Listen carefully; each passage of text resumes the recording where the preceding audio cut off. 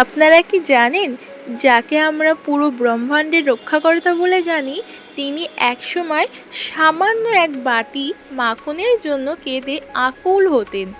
আজ যখন আমি আমার পেন্সিলের স্পর্শে আমাদের সবার প্রিয় মিষ্টি গোপালকে ফুটিয়ে তুলছি, চলুন আপনাদের শোনাই তার জীবনের এমন এক কাহিনী যা প্রমাণ করে ভগবান কোনো রাজপ্রসাদে নয়, কেবল ভালোবাসার টানে বাঁধা পড়েন। একদিন বৃন্দাবনের এক দরিদ্র কাঠকুড়ানি বৃদ্ধা জঙ্গল থেকে কাঠ কেটে ফিরছিলেন। সারাদিন হাড়ভাঙা কাটুনির পর তার ঝুলিতে ছিল সামান্য কিছু পাকা ফল।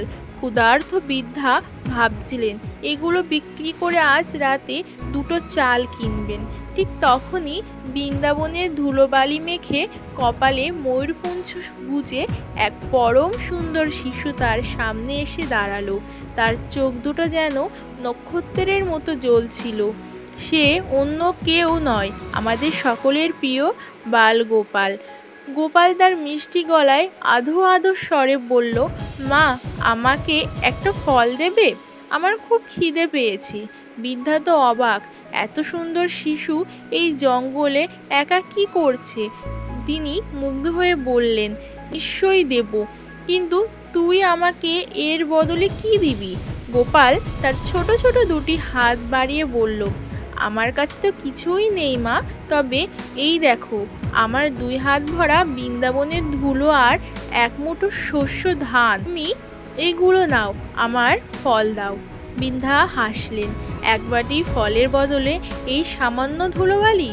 কিন্তু গোপালের এই মায়াবী চোখের দিকে তাকিয়ে তিনি আর না করতে পারলেন না। তিনি পরম স্নেহে তার ঝুলির সব থেকে মিষ্টি ফলগুলো গোপালের হাতে তুলে দিলেন এবং গোপালের দেওয়া সেই এক মুঠো ধুলো নিজের আঁচলে বেঁধে নিলেন।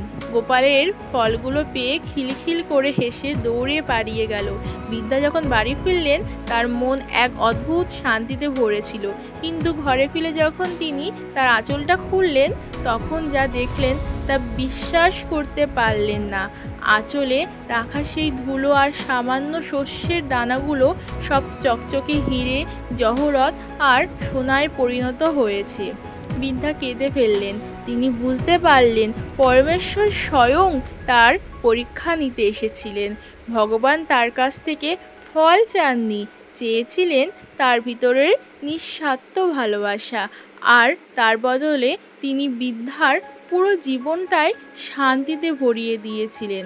আজকে আমি যখন গোপালের এই ছবিটা আঁকছিলাম, আমার মনে হচ্ছিল আমাদের জীবনটাও তো ঠিক এই বৃদ্ধার মতো।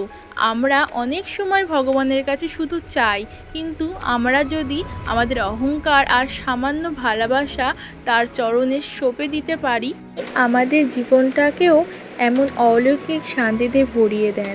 আমার আঁকা গোপাল